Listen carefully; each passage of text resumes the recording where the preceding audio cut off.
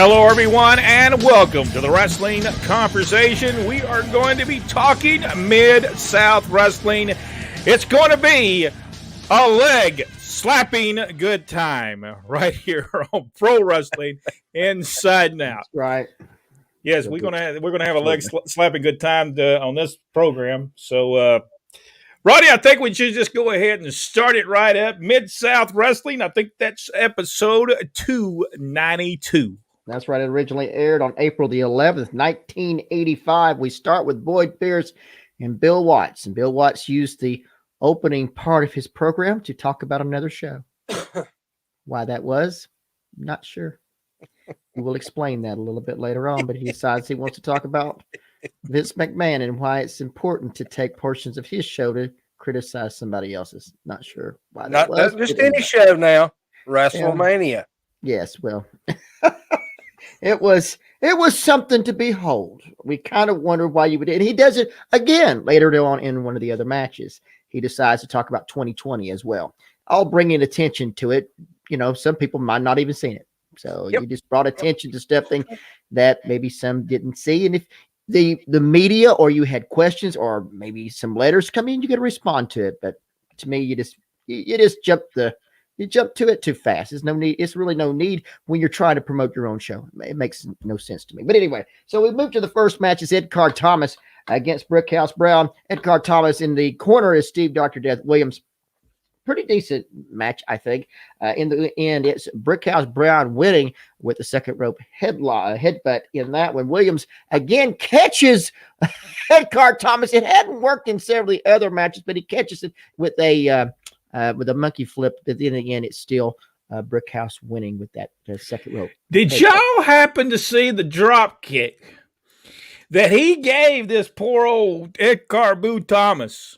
Man, he knocked his lights out almost. Yeah. I mean, that thing hit him hard. I was like, man. Ed Carr, I mean, don't go me wrong now. He was a big old, I think he was a fighter, legitimate. Yeah, he's a legitimate NCAA champion and everything in wrestling. So, yeah, he was a big he deal. wasn't as bad as I thought he was back in the day. Well, people are just not that good now, and he's really better than what they are. That is correct. But also, we were beginning to grow tired of the constant talentless football players brought in and being pushed, and that was part of it as well. That was our opinion of back in the day.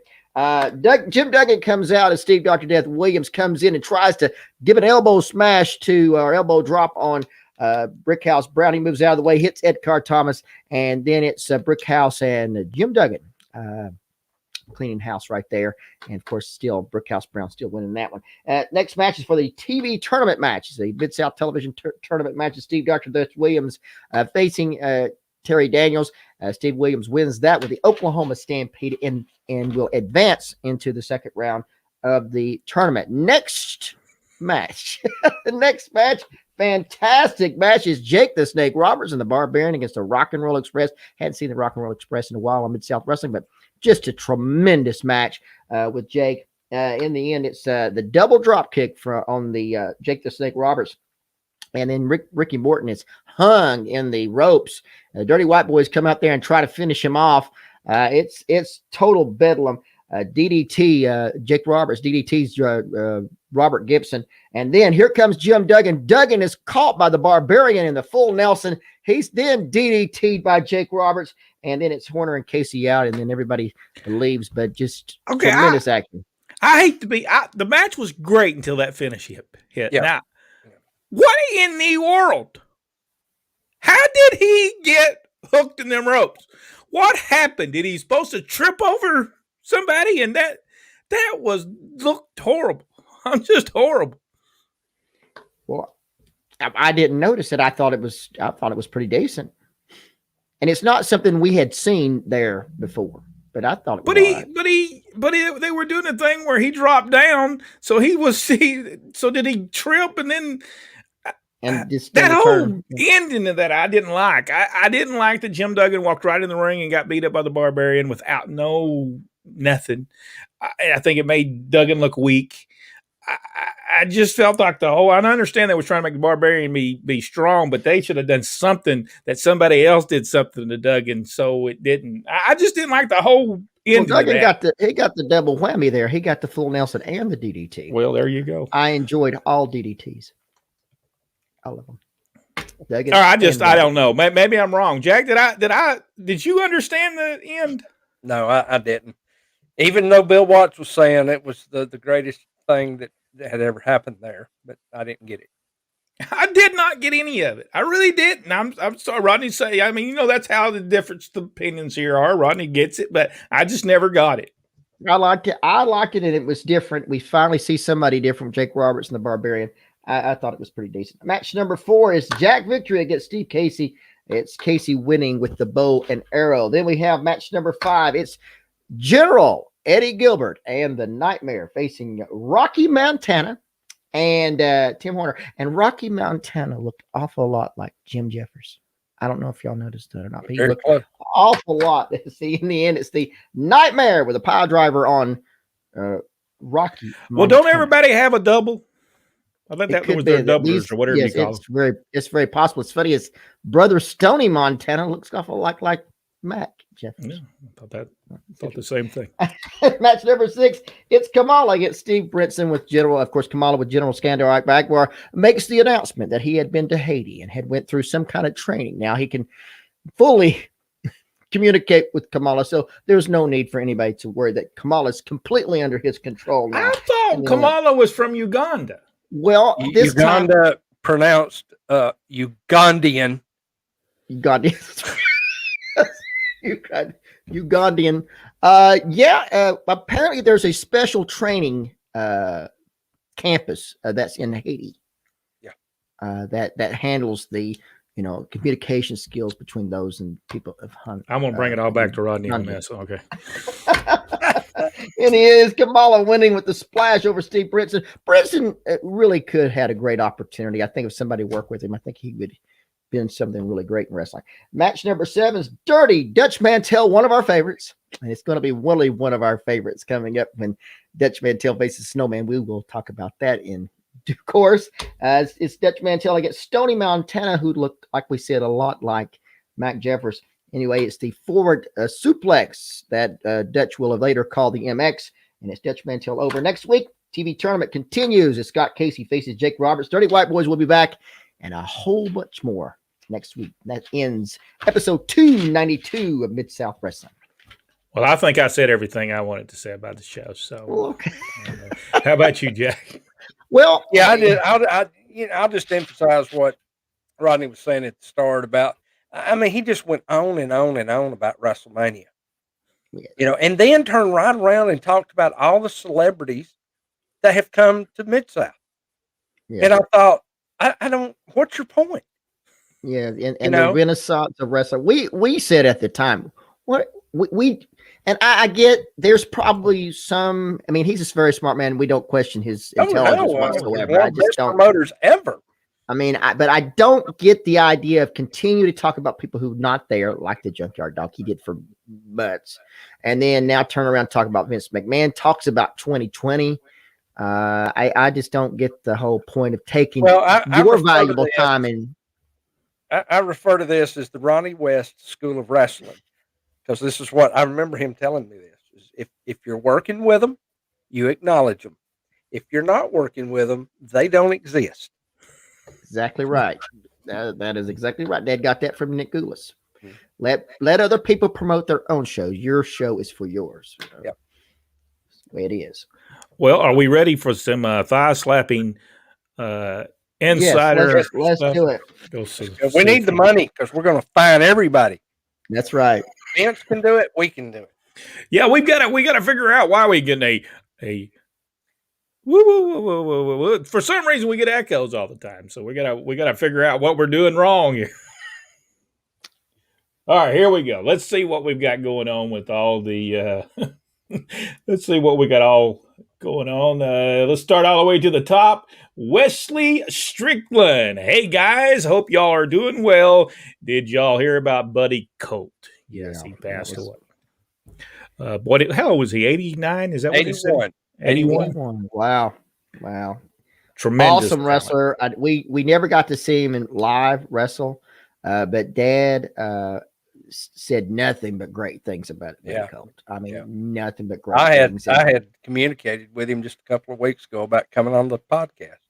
Oh, that would have been awesome. Yeah. Because at one time, not only was Buddy Colt the Georgia heavyweight champion, he was also co-holder of the Georgia Tag Team Championship at the same time. That just shows how important he was in that when he was there.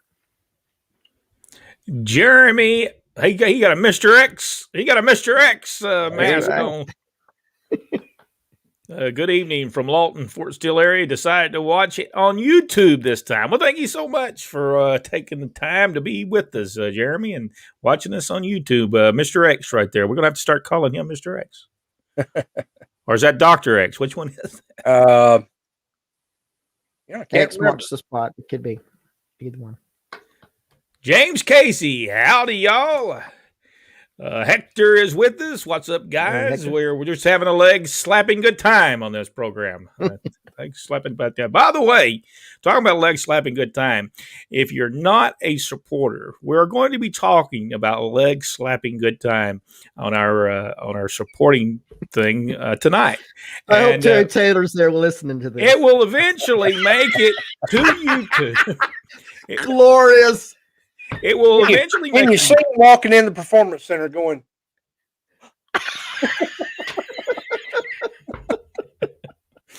we're going to talk about that because it has the different groups of people who don't believe that it's a problem, and we're going to talk about it on the Sporter. So Jack, while we have a little bit of time here, if you can tell people a little bit about, let me see if I can find the graphic, and so people can, because last Sunday, we talked about stuff as well that some people might have got a little upset about, but we're giving a little bit more information about the inside of the wrestling business. So if you can, let me turn off. Well, that's the insider. Okay. Another technical difficulty? No, well, it's not really a deal. That's what we want to talk about. The Insider Nation, you can support us for $2.99. The only thing about it now, I've got Hector's thing up here, and I can't figure out how to get it off. Well, anyway, if y'all see the deal there, we got all kinds of live stream stuff. We've got stuff that we record that the insiders get to watch as we record. We have new content on daily. We do some stuff strictly for the supporters. Now, not only that, but we have got a lot of stuff coming up that we're going to be doing in conjunction just for the insiders. So, I encourage you, $2.99 a month, you're going to be able to get in on things. And just a little cheap plug, WrestleSouth.com. Look us up, Wrestle South on Facebook. Like the page, share the page, because we're going to be doing some business together. So, folks, make sure you do that. It's very exciting. Very exciting. It's going to be interesting. We'll give you more information right here on Pro Wrestling Inside Now. So stay with us. We're going to be telling you everything about it in the next few weeks. Now, let's go back to this. If I can figure out, after a year, you'd think I'd know how to use this thing. No. But I don't think I'm ever going to figure it out. The constant updates and them changing things around that makes it difficult. Well, now, I'd like to believe that, but I believe it just might be me. Glenn Shelton. Hello, all. How you doing, Glenn? Saul David, how do we say that last name? Salinas. Don't need time machine to have great memories. This is true. Kevin Penley, it's Rappin' Rodney. A leg slapping, a foot stomping, good time. I like it, Jeremy. All right, wait a minute, Dr. X. Hector, Bill Watts was a good promoter who pushed the Junkyard Dog into greatness. Yes, absolutely. But at the same time, not only did he, because truly he wanted to trade the Junkyard Dog for someone else, and Buck Robley wouldn't allow that. Buck Robley said there was money, so you have to give Buck Robley a lot of credit when it comes to the Junkyard Dog. because Bill Watts did want to trade him for someone else. He did think he would be able to do to somebody in Florida, and Buck Robley would not allow that. So you got to make sure the Buck Robley gets some credit over the Junkyard Dog, because it was his creation. At first he actually came out like he was almost like Bad Leroy Brown. He actually came out to that song and everything, and then they kind of changed it during the time. He was almost steal the Bad Leroy Brown's gimmick here for a while. Like they haven't done that before. Yeah, Dr. Philbo Grimes finally Monday night and back with the distinguishing Professors of Wrestlingology. I love that name. I think that makes us sound important there, Dr. Philbo. Lynn, I made it to buy it, but have no sound. We are coming over. People are hearing us. Yeah. I hear you, but I'm not sure. Sound check, everyone. Well, if you can hear now, Lynn's in Mississippi, and travels slower there. That's right. I forgot about that. Richard Hood is with us. Good evening, fellas. Richard, he gives me some great stuff. Man, I enjoyed looking at the stuff he sends. Man, spectacular stuff. Michael Barr, I hope you are feeling better. I know you were under the weather and had the flu for a while, so I hope you're doing good. Glenn Shelton said, no alert for Facebook. They didn't tell you that they were coming on, I don't guess. Sometimes that happens, unfortunately. I got it on my end, so I don't know. Have we done something that would make the overlords at Facebook mad? Zuckerberg don't like us. Hector says, what's up, bro? I think he's talking to somebody on line here. Kevin Penley said, get Rodney to tell us all we need to know. And you know what that is. Right. Baron Von Rasch. Brain claw. I just wondered when he did his interviews if he spit all over the commentator, announcer. I believe he did. Showered him. Glenn Shelton, rest in peace, Buddy Colt. Yes, that was sad to hear. Hector asked, who do you feel was the best talker in Mid-South wrestling? Jack? Ted DiBiase, in my opinion. Yeah, Hacksaw Jim Duggan was good. Yeah, he was. The great interview. So I'll give it to Jim Duggan. Rodney? Yeah, Cornette always very good when he was out there. But yeah, I think we've named him here. And Reed wasn't bad. He could get over what he Let's not forget Michael Hayes. There's just a plethora of guys out there who knew how to talk people in the building. And Ernie Ladd, you better get on the phone and call somebody and tell them the big cat. That's right, Ernie Ladd. Yeah, loved him. Ernie Ladd. Yeah. Ernie Ladd was great. Paul Ellering was good there. Paul Ellering was awesome there. Yes, he was. He was good. Michael, there you go, Mike. Rollerson. There you go. Good evening, fellas. Good evening to you, sir. Hector said much better. I think he must be talking to David Lawson said, what's the heat with Terry Daniels, Jack? Professionally, I never thought he was any good. Personally, he's a jerk. So it's a double whammy. Yep. Glenn Shelton, he says, rest in peace, Brickhouse Brown. Yes, Brickhouse. And we were just talking about Brickhouse Brown, Continental Championship Wrestling. Man, he was over there. He really was over. And this Mid-South Wrestling episode, he was over. Yes, he was.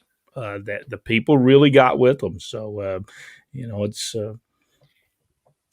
And right now, Mid-South is in that transition, and things are about to really heat up again. It's going to get good.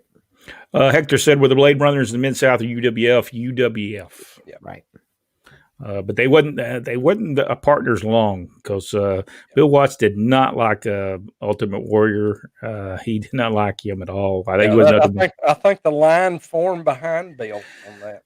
Yeah, I don't think many people liked him, but Sting was very good at the time. He listened, and then when they put him with Eddie Gilbert, smartest thing they ever did. He learned a lot from Eddie Gilbert. Mm-hmm. Happy birthday week, Jack. Hey, thank you. Go to my Facebook page. I got a post up. You can send me cash for cigars. Daniel Lang, Rodney, your knee slap knock your Memphis Wrestling book down. Sure did. I'm sorry about that. And it fell this past weekend. I forgot to put it back up. Rick Brooks on our YouTube channel. How's it going, guys? From Northern Kentucky. By the way, if you have not subscribed to Facebook, not to YouTube, if you've not subscribed to it, we have videos that go from Wednesday to Sunday. We don't do one on Monday and Tuesday because we go live, but Wednesday through Sunday, we have videos that you do not see on YouTube. On Facebook. So make sure subscribe to. It's free. Doesn't cost you a dime. So get over there to the YouTube channel and there's good. We got some great stuff on there. We talked about NWA Hollywood. Maybe that was today. Maybe yesterday. Some great stuff and some great stuff coming up. Norman Carr, I have a big question. What happened to Fred Ward's Columbus show on WRBL TV3? I remember that sometime in 1982, the Ward program was replaced with a 1-hour version of the Atlanta program. Did they sell that building? I don't think so. I just think that the main thing is that Chattanooga opened up. And once Chattanooga opened, they went that way and didn't have enough talent to send to Columbus to do a decent show. And pretty much at that time, all of the, other than Atlanta, the only, all of the other productions were just fake. They just stopped doing them altogether. I'll spit it out eventually. Well, that's all right. I said Facebook, YouTube. Didn't even know what I was talking about. So it was just the consolidation. I was thinking about just taking that out when it comes. I don't even remember when Fred quit regularly promoting. I know that I worked one show for him in 85, I think. So he was still doing a few things. Yeah. If not weekly, though. Yeah, it was, and the thing about it is that once Ole kind of lost it, when Vince McMahon came in, first person he ran to was Fred Ward. And, they had the production. I think the Championship Wrestling from Georgia was done in Macon, the TV station in Macon. I thought that show looked pretty good. I think I would have kept it in Macon. Yeah, a pretty good sized building. It could get some people in there. I thought it had a better atmosphere, really. Yeah, that the whole thing of to me these ending the local shows, terrible mistake. Just a terrible mistake as they started to nationalize all the shows. Kevin said, "Fine Jack for the leg slap. I saw it." I have not been able to pick my leg up for a slap in 10 years. Kevin Penley. Oh, hi, Brent. How you doing, Kevin? Yvonne Burns is with us, one of our supporters. She is one of the supporters that'll be over there listening to us talk about the leg slapping good time on the Pro Wrestling. I went up to Pennsylvania 2 years ago for a show up there. Love that place. Michael Barr, when did wrestlers have the time in the old school wrestling to lift weights and work out as opposed to today's wrestlers? Jack? You made the time. You left the shows, you found a Waffle House, whatever was open, you ate, you slept, you got up in the mornings, you worked out, and you hit the road. It was a constant deal. You didn't have a lot of off time. Yeah, if you remember, Junkyard Dog would wake up in the middle of the night. In the morning, 3 a.m. to be in the gym. So they made time for it. Mickey Mayfield, Brent Rodney, did you have to move every time your dad changed territories, or did he have to travel all over the place? Yes, we most of the time moved. Yeah, we did a lot of moving. I think we moved 6 times in 1 year. That is right. Well, so, that's a little extreme. Yeah. All right, maybe 4. I have, with everything I've been through with military and everything, I am on my 39th move, and I have 1 left in me. I don't really want to ever move again. Where I'm at now is I don't want to go nowhere else. Michael Barr said, "You got it, Jack. Uganda." Right, Uganda. Hector said he met Dutch Mantel at my job 8 years ago. Great deal, Hector. Man. He's hilarious. He's great. Yeah, Dutch has always been great. He always make you laugh. Dutch Mantel was always great. Kevin Penley, does Jack remember Curtis McKenzie's promotion running Birmingham around 81 or 82? No, I was in Germany during those years, so I don't remember that. Lynn said, Joe told me everyone was wrong. He was from New Zealand. Who was from New Zealand? I think Lynn's talking to somebody else. I don't know. Lynn thinks she lives in Memphis too. I don't know.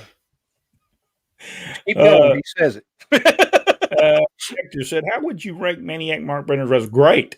I thought he was spectacular. Yeah, it was great.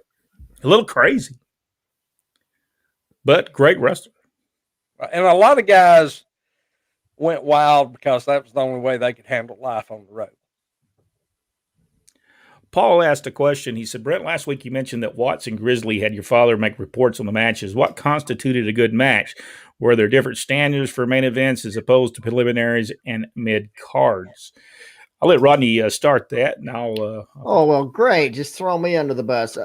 Great match means that they follow through with everything that was laid out, first and foremost, if they got everything right. That's the most important thing. Number two, did they meet the goal that was set for the match? Most of the time, every match meant something. They had a goal that they had to reach. So, it could be, okay, we're just going to get this guy over. We could get this particular finish over. Everything building to something that's coming up later. And so, bottom line is, did the crowd respond in the proper manner, and did the finish go as planned? Did someone in the thing, it would say, all right, did someone get a reaction that we didn't think that we'd get a reaction? Did the people respond to what the guy did? I remember we were in one town and for whatever reason, we were watching the match. I think our father had to go do something. And he said, well, just watch this match and see if it goes over good. And it was Sting and Eddie Gilbert. And I can't remember, were they going against the Fantastics? I believe it was the Fantastics, yeah. And they messed up a very simple finish. It was a simple finish. It was basically the old finish where the guy get whipped in the ropes, when a guy grabs the guy's leg and the other one outside the ring, yeah. And he just rolls them up. Very simple crossbody. They messed it up. And I remember we had to say, okay, messed it up. And I can remember Sting and Eddie Gilbert. So, there's the Stooges. That Stooged on us and told us. That's right. They looked around and said, watch it. We'll get it right tonight. Right in front of everybody. We was in the spot show. We'll get it right tonight. Don't worry. But it was very important. People talk about the way wrestling is today.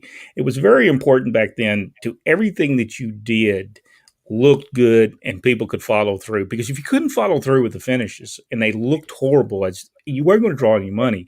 It's all about making it look real, and it has to look real.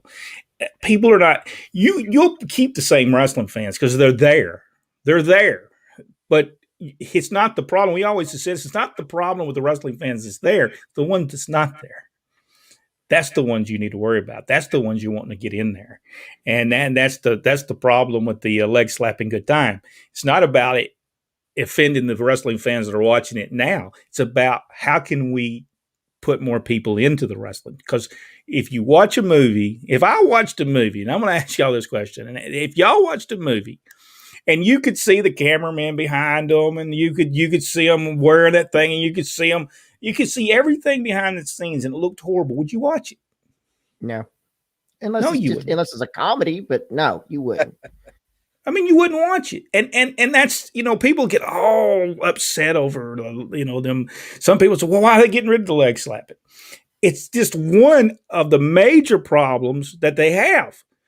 But back in the territory days, if you would have done that, and the people would have done the slap, and you didn't even make contact with that, when you got back in that dressing room, just like Vince McMahon got mad, that booker would have said, you ever do that again, you're fired. Well, Bill Watts made clear if you go back and watch this Mid-South show, that's what he was saying. We don't look at the contact we're making here. Because I think that was right at the same time that Morocco hit Ricky Steamboat with that wooden chair that just broke and looked terrible. And it was because it was already sawed off, and it did look awful. And later on they'll show, and later on they go back and re-show the Mid-South episode where the Midnight Express had the contract signing with the Fantastics, and Bobby Eaton took the chair to the Fantastics. There was no chair breaking there. Bending, no breaking. Christopher Hughes said, Same thing with the Snowman and Dutch Mantell. Can't wait till we get to that one. Hello, guys. Hope you had a great week. It was all right. This and the Freebirds era, because Bam Bam and the UWF champion was one of my favorite times in Mid-South UWF. By the way, Ken Mantell did a tremendous job booking this. I know people say they give Ken Mantell a bad time during this point in time, but the matches, television was great. Live shows, okay, wasn't so good. Yeah. But the TV show was good. Glenn Allen said we'll do better. Facebook was 5 minutes slow. Wow. Mickey Mayfield, if George the Animal Steel and Dutch Mantell shared a hotel room, would they have to clean the shower or comb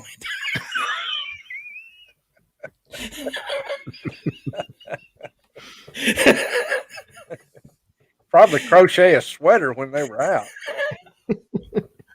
Michael, neat T-shirt there. Jack, what is the? Hey, that is. Let me. My buddy Bobby Flacco, who wrestles out of Georgia. Great wrestler. If he was an inch shorter, he would classify as a small person. But he's a great guy. Great guy. And I'm a big supporter of the indie guys who get out there and work their tails off. And this is how I support them. I buy their merchandise and plug it for them. Norman Carr. Hey, is that available at ProWrestlingTees.com? No, you'd have to go to his actual page. It's some other, I'm not sure what the site is. But they carry him up to 5X, so, that's. Norman Carr. Dr. X. I think he said that's Dr. X, and he says Racer X. I'm not for sure which one it is. Greg and Victoria Hodge. Hi there, y'all. How y'all are doing as well? Charles Bellflower, one of our supporters, Buddy Colt, headlined at the JJ Center many times. Yes. Christopher Hughes. I grew up on Buddy Colt. Was really saddened when I heard about his death. He was one of the greatest heels ever. Mike said, I was too young to remember Buddy as a wrestler, but remember him with Gordon Soley calling the matches, championship wrestling from Florida. That and that girl, whatever her name was. I can't remember. Barbara. Her name's Barbara. Barbara, I can't remember her last name. Larry? Maybe. I think that's right. Watching Tommy Rich shoot video before coming here. Wilson Nightstand. Yes, I think he did one with that. I can't remember his name, but I watched one of his too. Very good, by the way. Michael Barr, surprised that I'm an anniversary supporter. Thank you so much, Michael. He sends me a lot of stuff too, and always wishes you good. And I always enjoy getting his messages. Norman Carr said, I never saw Chris Sabbath slap his leg. He did the super kick with grace. Yeah, but people today believe he did. They also believe that wrestling, too, would slap people the back of their I don't know. This is what Dave, is his name Mezer? What's his name? Meltzer. Yes. Yeah. Shows you I don't care nothing about who he is, but he don't know what he's talking about. I'm sorry. Dr. Philbo Agrias, Insider Nation is well worth it. Thank you so much. Yeah, we have some conversations on there that a lot of people don't. Even though we do the two YouTube shows both nights on Monday and Tuesday nights, there's stuff in between that never ever, by the way, will make it to YouTube. Or Facebook, or anywhere for that matter. Glenn Allen Shelton, who when had pants on. Okay, y'all read that for me.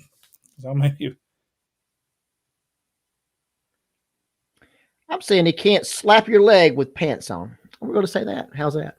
All right. Well, actually, they can, because all the guys get all these elaborate designs and they're iron-on like a T-shirt. Yes. And they slap pretty loud when you hit. Okay, then. Well, then he didn't. His pants. He needed some iron-ons in. Tim Dickerson, I believe Pedro. I believe that's Pedro. Am I correct? Yes. Correct. That was Ron West, School of Law. No promoting other groups, show and gimmick. Options was a no-no. A great ref, but most of all, a great friend and runners who love the business. Thank you so much, Tim. Yeah. Let's see. Let's go to Buck Robley was a talented wrestler. What was his finishing move? I think most of the time he's on the mat. And 1, 2, 3. I don't know. What was it? Pile driver, maybe? I don't remember. I remember him using a pile driver once. Yeah. I think I got, Michael, I got him and Mike Jackson messed up. Well, they did look alike. Now. Wilson Nightstand. Check. That's I a guess great they're name. I like that. Wilson Nightstand. Not that he's doing our sound check. Oh, okay. That's out. We did sound check earlier. Check make 1, sure 2. that Christopher Hughes. I was too young to watch Buddy in person too. I went to Eddie Graham Sports Stadium every Sunday, and he would be there as one of the matchmakers and bookers off and on. He was a legitimately tough guy. Yes, I don't think I'd mess with Buddy Colt. Glenn said Junkyard Dog, when he left Canada, he erupted in the South. Yes, Doug Masters is with us. Good evening, gentlemen. I think Doug still do his show. Yeah, I shared his podcast here, I think, last week. He had an episode. Ron Woodard said, "Hey guys, how you doing, Ron?" Michael Barr, say again, Rodney. Did not quite hear you. Oh, I did. I did not have on my headphones. That's my check. Sound check there. Mike said the Baron cracked me up. Yes, he always did. That's all you need to know.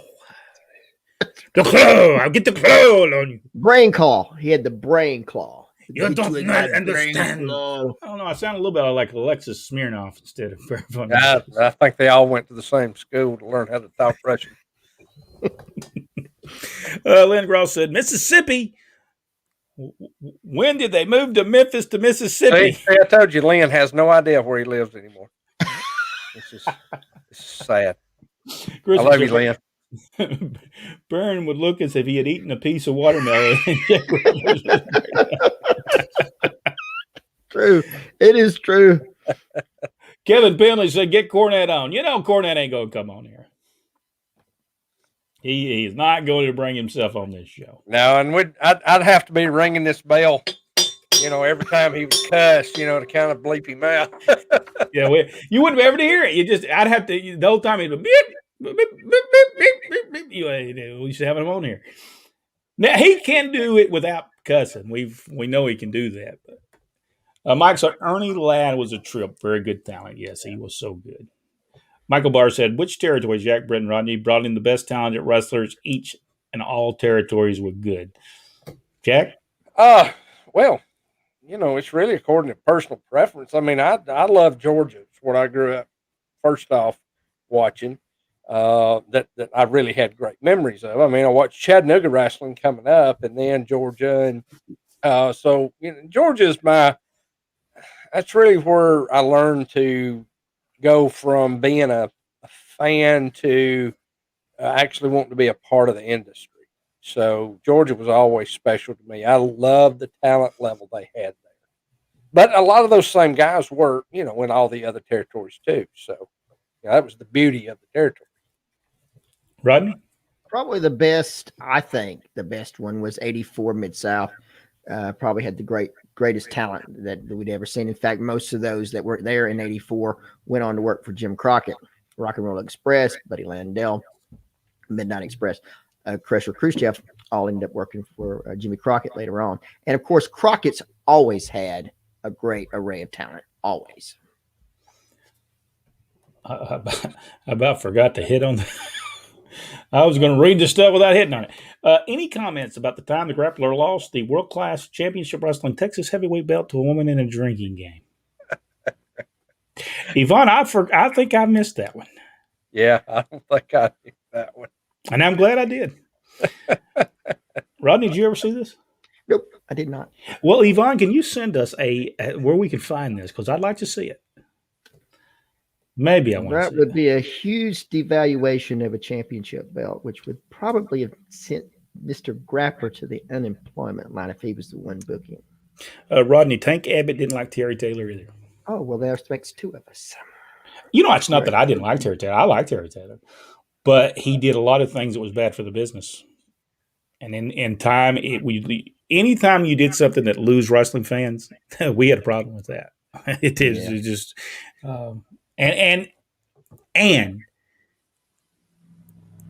kind of say the wrestling fans are stupid and don't know you're doing it. Yeah, that's exactly what it. That's exactly what it sends the message that wrestling fans are stupid. Exactly what it does, and we never thought the fans were stupid. No, they were so important to the show. Glenn Allen said Memphis to Mid-South and Sting stayed rock became Dingo Warrior. Yes, that's right. That's a good name for him, Dingo Warrior. Rick Brooks, are you familiar with Dean Silverstone's book? Lots of stuff. I'm sure you can relate to it. I'm not for sure. Who is Dean Silverstone? I don't even know if I know who that guy is. Striking a chord with me, but I can't place it right now. I think Ronnie Woodard. Hey, guys. How you doing, Ronnie? Let's see. I think we already got that one. Jeremy Travis, the Dr. X match was made by Mike Woody. Right? Kevin Penley said, when did Flair have time to find a gym? He did not find a gym. He always had a gym in his house.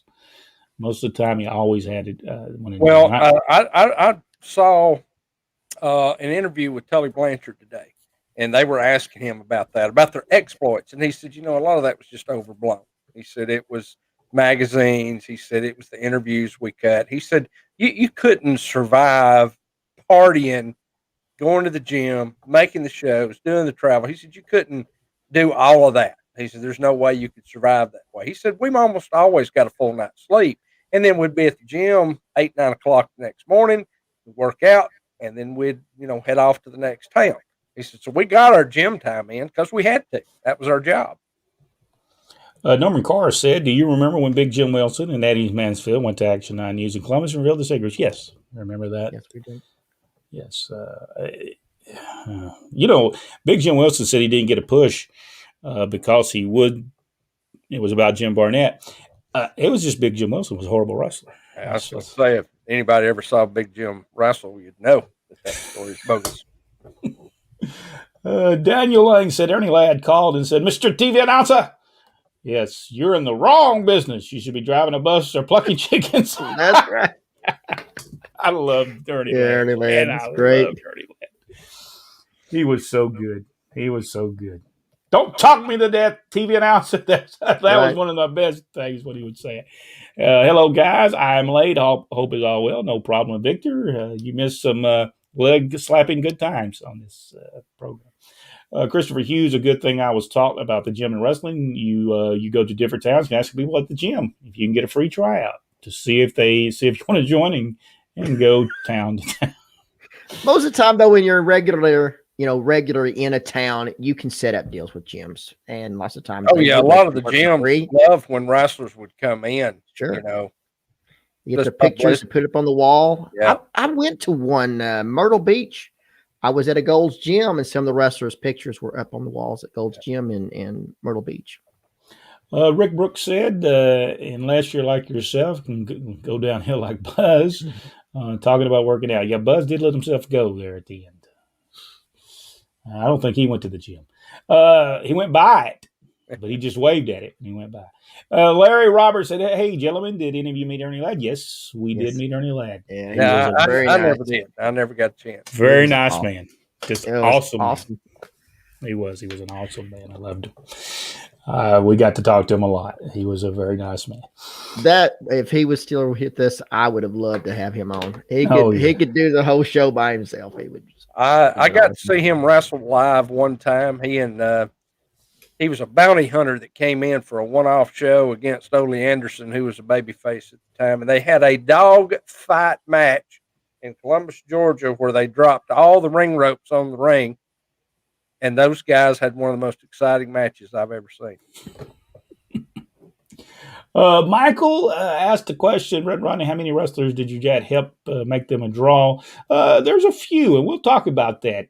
Buzz Sawyer was one of those that he gave the opportunity that he gave them in Chattanooga, Columbus, Georgia, and that was probably one of the more that people know more of. But there was a couple other ones too that he would help. We'll talk about it on another show when we have some time, and we're about to run out of time, but we'll talk about that. Charles said, witnessed a tag match between Buddy Colt and Roger Kirby versus Tim Woods and Lou Thesz. Boy, I'd love to see that, Charles. Wow. Christopher Hughes said Brickhouse Brown is the one that told me how stupid the leg slapping was, and how he got it across very well too. Yes, Barbara Clary was that girl we talked about it the other day. We had the Barbara right, and you had Matt Clary. We were close. Did Jack ever work with or meet Joe Pedicino? Oh yeah. Yeah, as a matter of fact, one of the videos that we've posted on here several times against me and Terry Gordy was Joe calling action on that. Sure was. He did a great job. He really did. He knew his stuff. He was great. And man. So bad, he's like 3.5 hours and just him out there. We didn't have nobody with him. He said next time I got to have somebody with me. My voice cannot. And then he had to go on the radio on Monday. He was not happy. Yeah, I would sit through 6 hours of the show before I spent 6 minutes with Mel. You guys have ran with me a lot about it. Yeah, we could do a whole show on him. But Lynn said I messed with James. I always called him Joe and said he was a New Zealand head. I got you now. Buck Robles finished smooth was usually the loaded forearm brace. Yes, Jeremy, you're true. That's right. It was. I wonder if Jim Ross inspected that to make sure it was legal. He probably did. Grappler gave me a few belts in weird fashion. Just ask. Land it, man. What a guy. Yeah, but Richard had said Buck would use the platform. I don't remember much about Buck Robley. I don't know why. I just don't. He wasn't where we were at. He was not. He didn't wrestle. I worked for him one time. That show we were talking about in Columbus, Georgia, that I went with your dad on. That Buck and can't think now. Ran. George Scott? No. Buck did a show. I remember in Mississippi. Buck did a show in Mississippi once too, and had the Fantastics. It's Rock and Roll Express during that show, and it was called Heritage Championship Wrestling, and never. They had several episodes in the can, but never was shown anywhere. I believe Cross Creek wouldn't take that, didn't he? Seems like you're right. Carl Smith, good evening. Good evening to you. A conversation between Cornette and Ole would be very good. I don't know who would be the most bitter one in the position. I don't know for sure. Rick Brooks saw the Bear for the first time back in '68 for the Sheik. Kevin Penley, what was Jack's first wrestling job? Referee and put up the ring? I was a ring crew guy. I was the guy who took the jackets and robes back to the dressing room, and I was the official timekeeper until the last match of the first show that I did, and the guy stole the belt and hit the other guy with the bell, and I got chewed out for it. I didn't know what was going on. He said, "Ring a bell," and I said, "I can." He's in the ring with it, and y'all told me not to get in the ring. What did Ronnie think about Mid-South 30 UWF and trying to go national? Yeah, he did not like it. He did not like it. He told him he killed his own territory. That's what he actually told Bill Watts the day he left. And that's a whole story in itself. And once we get to that, we'll talk about exactly what happened. Dad agreed with him about changing the show. Had to keep on the TV stations. Absolutely had to change the show. But going outside of his territory was not a good idea. No. All right. We have a lot more people on here, but we are running out of time. I think we got about 2 minutes left, and we've got to go over to the supporter thing. We're supposed to be over there at 8:20. Jack, anything we need to talk about before we leave? Yeah, I think we got it pretty well covered tonight, y'all. Tell them about your coming to the supporter channel. You're missing all kinds of great stuff. I might go off on a rant. Or Rodney. Remind them about the Wrestle South again, how to get to your Facebook page. WrestleSouth.com's got all the links for our Twitter, Instagram, Facebook, probably my home phone number. Don't call my home phone number.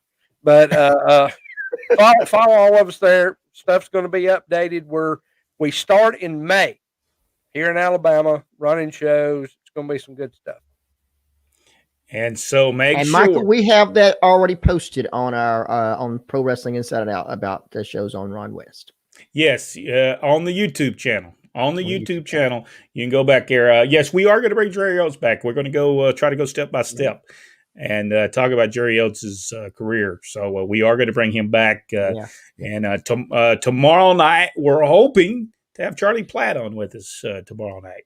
If everything works out good, never know. We don't want to tell something because you never know what may happen, but we're going to try as long as he can get in and he has no problems. All right, guys, thank you so much. Thank you for being a part of the show. We certainly do appreciate it. Tomorrow night, like I said, we'll have Charlie Platt if everything works good, and we'll talk to him about Southeastern Championship Wrestling. And Jack, thank you so much. Rodney, thank you, and thank you, the Insiders. We certainly do appreciate it. And now we're off to the supporter channel, and we'll continue our talking about professional wrestling. See you tomorrow night.